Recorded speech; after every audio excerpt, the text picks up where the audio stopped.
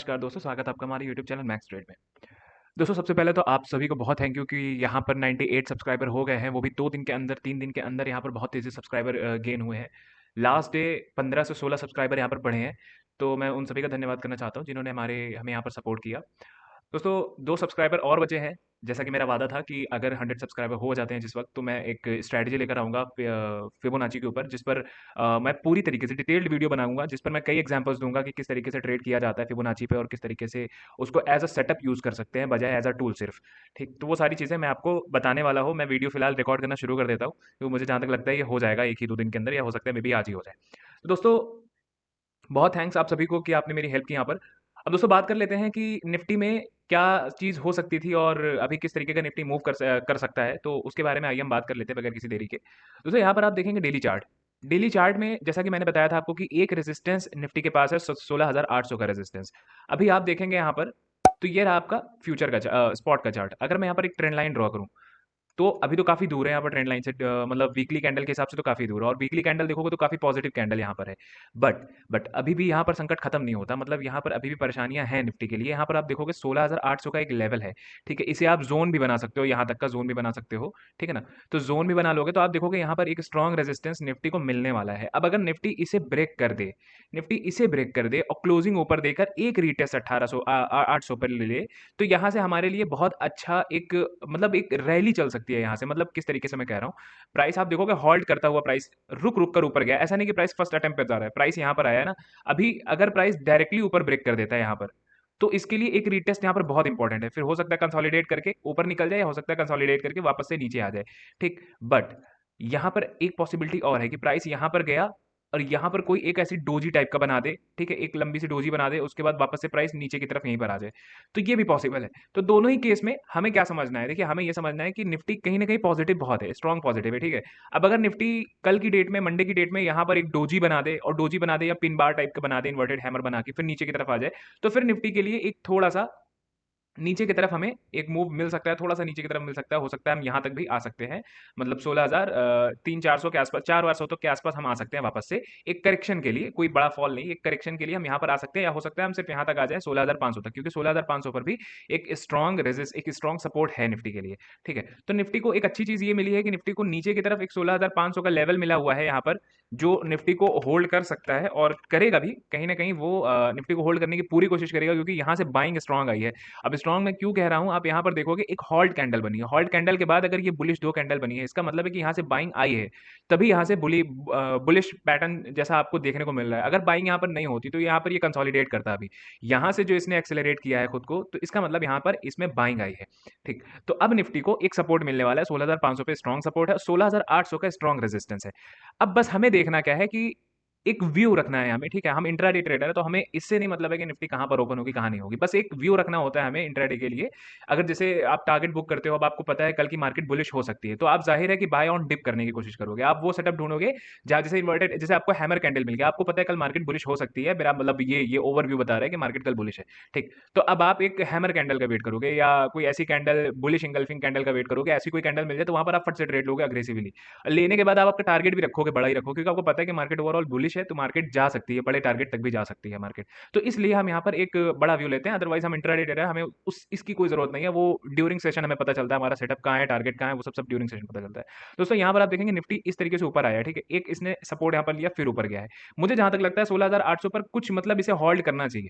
अगर ये ऊपर निकल गया, डायरेक्टली गैप अप हो गया, तो इसे सपोर्ट लेना चाहिए और ऊपर जाने के लिए। अगर ये सपोर्ट नहीं लिया और फिर ऊपर चला गया, तो थोड़ा सा मुश्किल है वो, फिर हम उसको मतलब प्रेडिक्ट नहीं कर सकते, फिर वो प्राइस गिर भी सकता है, भाग भी सकता है, वो दोनों चीजें हो सकती है। बट अगर यहाँ पर ये सपोर्ट ले ले, सपोर्ट लेकर ऊपर जाए, तो समझ लीजिए हमारा प्राइस यहाँ पर काफी अच्छा तो अब हम आगे देख लेते हैं, छोटे टाइम फ्रेम पर देख लेते हैं कि किस तरीके का हमारा ट्रेड हुआ था कल। पहले हम बात कर लेते हैं कि हमारा ट्रेड कल किस तरीके का हुआ था। दोस्तों यहाँ पर हमारा एक ट्रेड हुआ था जो मैंने मॉर्निंग में ही डाल दिया था, यहाँ पर वो कैंडल थी जिस पर मैंने ट्रेड किया था, और मैंने मॉर्निंग में ही डाल दिया था ये चीज़ कि यहाँ पर एक बियरिश इंगल्फिंग कैंडल बनी हुई है। तो बियरिश इंगल्फिंग कैंडल का मतलब हो गया ना कि हमारा यहाँ पर एक सेटअप बना, और टारगेट हमने जो रखा था वो पिवट पॉइंट के हिसाब से हमने टारगेट रखा था अपना यहाँ के आसपास। तो मैंने जो आपको बताया था, मैं यहाँ पर शॉर्ट करके दिखा देता हूँ, मैंने बताया था इसके लो पर मुझे शॉर्ट करना था, और यहाँ पर मेरा स्टॉप लॉस था, यहाँ पर मेरा स्टॉप लॉस था, और यहाँ तक का हमारा टारगेट था, सॉरी यहाँ पे नहीं स्टॉप लॉस था, यहाँ पर स्टॉप लॉस था हमारा, ट्रेड हमारा यहाँ पर था। ये मैं आपको स्पॉट का चार्ट दिखा रहा हूँ, फ्यूचर का चार्ट थोड़ा सा सही है। फ्यूचर के चार्ट पे हमारा 1:1 पॉइंट समथिंग का था, 1:1.3 या 4 का था। फ्यूचर का चार्ट अगर मैं दिखाऊं तो निफ्टी फ्यूचर के चार्ट पे जो हमारा ट्रेड बना था वो हमारा था ये। यहाँ पर अगर हम दिखाएं आपको तो यहाँ पर हमारा ट्रेड यहाँ पर था, इस जगह पर हमने शॉर्ट किया था और ये हमारा स्टॉप लॉस 17 रुपये का था। 16 से 17 रुपये का हमारा टारगेट जो था वो हमारा 20 रुपये के आसपास तक का टारगेट था। तो दोस्तों, जैसा कि आपने देखा कि मैंने इसके लो पर ही किया है, मतलब ऊपर मैंने नहीं किया। जो रीज़न था जिसकी वजह से ट्रेड मैंने लिया था, मैंने इसके लो पर ट्रेड लिया था और वही 17 रुपये का हमारा स्टॉप लॉस था, 16-17 रुपये का। और वहां से हमारा जो टारगेट था वो 20 रुपये के आसपास तक का था, मतलब पिवट पॉइंट तक का मैंने टारगेट आपको बताया था। और मैंने वही 1:1 पॉइंट कितने का है ये, 1:1.2 का टारगेट हमारा यहाँ पर था। तो मैं इसे वापस से स्पॉट के चार्ट पर लेकर आ जाता हूँ। हाँ, स्पॉट के चार्ट पर। तो यहाँ पर तो मतलब स्पॉट में आपको कम दिख रहा है, बट फ्यूचर में जो ट्रेड किया था मैंने, तो फ्यूचर में हमारा 1:1.2 का टारगेट था। तो पहला ट्रेड हमारा यहाँ पर हुआ था। मैं फिबोनाची इसको हटा देता हूँ, पिवट पॉइंट हटा देता हूँ, ठीक है ना।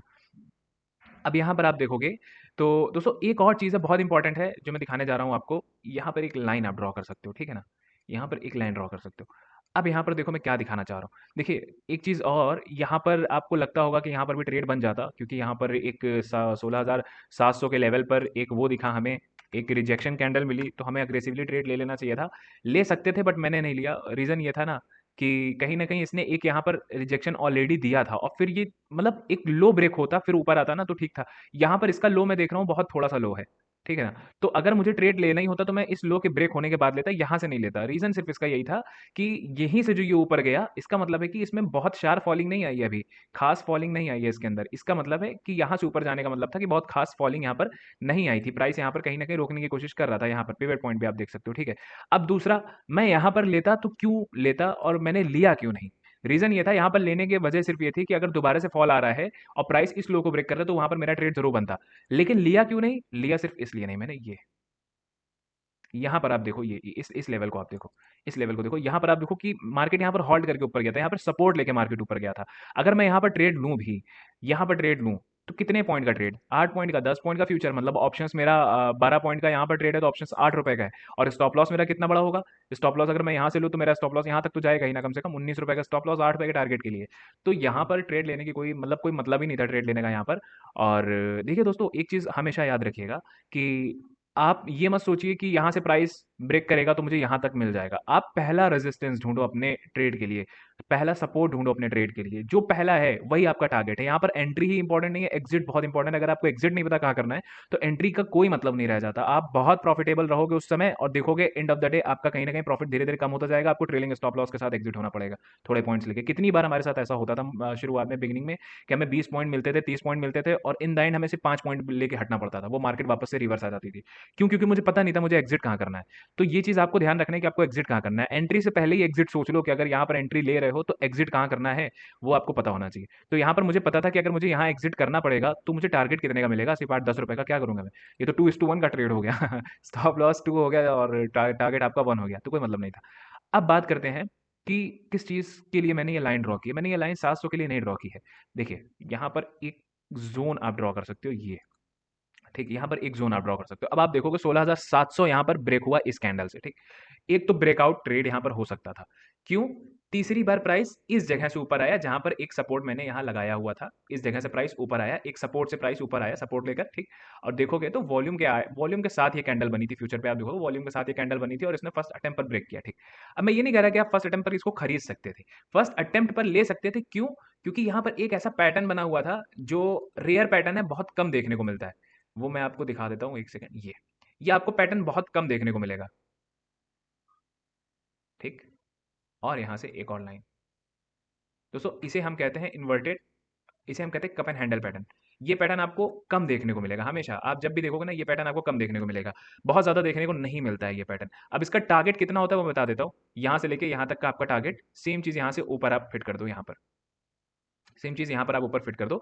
हमेशा यहाँ से लेके मतलब नेक लाइन से लेके नीचे जहां तक का एक गैप होता है उतना बड़ा टारगेट ऊपर फिट कर दो। सेम जैसे हेड एंड शोल्डर पैटर्न में होता है कि हेड एंड शोल्डर पैटर्न में भी आपका किस तरीके से एक एक शोल्डर बना, एक हेड बना, फिर एक शोल्डर बना। अब इसमें टारगेट जो होता है ना वो इतना रहता है आपका टारगेट। यही सेम टारगेट जो यहाँ से यहाँ तक का है, यही उठा के आप यहाँ से यहाँ तक का रख देते हो, यही आपका टारगेट होता है हेड एंड शोल्डर पैटर्न में। तो सेम जितने भी पैटर्न होते हैं मैक्सिमम पैटर्न्स में टारगेट हम ऐसे डिसाइड करते हैं कि जो गैप बीच का होता है उतना ही टारगेट ऊपर होता है, और उतना ही टारगेट इसने दिया भी। तो जो कप एंड हैंडल पैटर्न पर ट्रेड कर सकते थे उनका यहाँ पर दूसरा ट्रेड बहुत आसानी से बना होगा, लेकिन मैं यहाँ पर ट्रेड नहीं कह रहा हूँ लेने को। रीजन ये था कि ये फर्स्ट अटेम्प्ट पर ब्रेक कर रहा था, फर्स्ट अटेम्प्ट पर नहीं, यहाँ पर कंसोलिडेट करके ब्रेक करता तो मैं यहाँ पर तुरंत ट्रेड लेता अग्रेसिवली, बट यहाँ पर अटेम्प्ट नहीं किया, मतलब फर्स्ट अटेम्प्ट पर इसने ब्रेक किया, तो इसलिए मेरा ट्रेड यहाँ पर था नहीं उतना खास।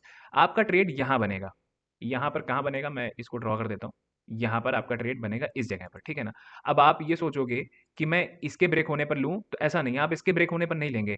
यहाँ पर आपको स्टॉप लॉस छोटा चाहिए। जब भी आपको इस तरीके का एक इस तरीके का सिस्टम देखने को मिल जाए कि 16,700 या कोई भी लेवल है, राउंड लेवल है, वहां पर प्राइस रिजेक्ट लिया है, ठीक है, अब आपको स्टॉप लॉस उसके नीचे लगाना है। तो आप अग्रेसिवली एक ट्रेड ले सकते हो जब भी आप देखो कि ये रीटेस्ट करके ऊपर की तरफ निकल रहा है। अब सपोज करो यहाँ पर आप देखो, यहाँ से एक रेड कैंडल बननी शुरू हुई थी, ये तो अभी ग्रीन दिख रही है, रेड बननी शुरू हुई, यहाँ पर 16,699 तक प्राइस आया। इसके बाद जब वापस से ग्रीन होना शुरू हुआ है तो आप यहाँ पर ट्रेड ले सकते हो, यहाँ पर ट्रेड ले सकते हो, स्टॉप लॉस आपका बहुत छोटा हो जाएगा। और नीचे भी ट्रेड ले सकते थे, लेते लेते अगर आप यहाँ तक भी ट्रेड लेते तो भी ठीक था। मतलब आपके ऊपर है कि छूट भी सकता था ट्रेड आपसे, कि आपको एकदम तुरंत ही ग्रीन होने पर नहीं ले पाए आप, तो और ऊपर लिया आपने, 15 रुपए के स्टॉप लॉस पे ले लिया, ठीक है ना।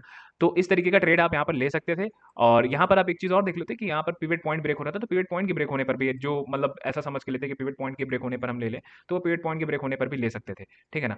अब यहाँ पर टारगेट आप सोचोगे ऊपर तो कोई लेवल हमें मिला नहीं, तुम टारगेट कहाँ से सेट किए हैं। तो जैसा मैंने आपको बताया कि यहाँ से लेके यहाँ तक का जो आपका टारगेट है, वही सेम चीज़ यहाँ से लेके यहाँ तक का आपका टारगेट होगा। तो टारगेट आपका दोस्तों यहाँ तक हो सकता था, 45 तक आराम से आप कर सकते थे टारगेट। और यहाँ पर आप देखोगे कि 1:2, मतलब 17 दूनी 34, 1:2 के आसपास है, 1:1.7 के का ट्रेड है आपका यहाँ पर। तो दोस्तों ये रहे हमारे दो ट्रेड्स आज के, मतलब कल के, जो हमें अच्छे तरीके से मिले और अच्छे तरीके से टारगेट हमारा अचीव हुआ। स्टॉप लॉस बहुत कम था, ऑलमोस्ट 1:1.2 का ये ट्रेड, 1:1.2 का ये ट्रेड था, और 1:1.7 का ये ट्रेड था। तो दोनों ही ट्रेड आपके काफ़ी अच्छे थे। अब दोस्तों जल्दी से बात कर लेते हैं कि हम मंडे को किस तरीके का ट्रेड कर सकते हैं, मंडे को मार्केट किस तरीके से बिहेव कर सकती है, उसके बारे में हम जल्दी से बात कर लेते हैं। मैं इसे हटा देता हूँ। दोस्तों एक चीज़ ध्यान रखिएगा, यहाँ पर एक ट्रेंड लाइन सबसे पहले ड्रॉ कर लो आप, सबसे पहले एक ट्रेंड लाइन यहाँ पर ड्रॉ कर लो, ठीक है ना। ये आपने एक ट्रेंड लाइन यहाँ पर ड्रॉ कर दी, या यहाँ से ड्रॉ कर दो, यहाँ से एक ट्रेंड लाइन मैंने ड्रॉ कर दी है। थोड़ा सा मतलब आप अपने हिसाब से समझ लेना, बहुत ज़्यादा उसमें वो नहीं करना है मुझे। यहाँ पर आप देखोगे एक ट्रेंड लाइन मैंने यहाँ पर एक ड्रॉ कर दी, ठीक।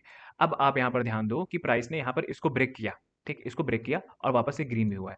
बट ये 3:15 की कैंडल है, मतलब ये है मतलब 3:25 की कैंडल है, आप देखोगे, ठीक है। तो ये इंपॉर्टेंट उतनी नहीं है, क्योंकि मॉर्निंग में गैप अप हो जाएगा तो कोई मतलब नहीं रह जाएगा इस चीज़ का। हम मॉर्निंग के हिसाब से चलते हैं। अगर मंडे को ट्रेड यहाँ पर ओपन होता है, यहाँ आपके आसपास ओपन होता है, ठीक है, और फिर सपोर्ट लेता है, तो हम ट्रेड कहाँ पर लेंगे, हम ट्रेड इसके ब्रेक होने पर लेंगे।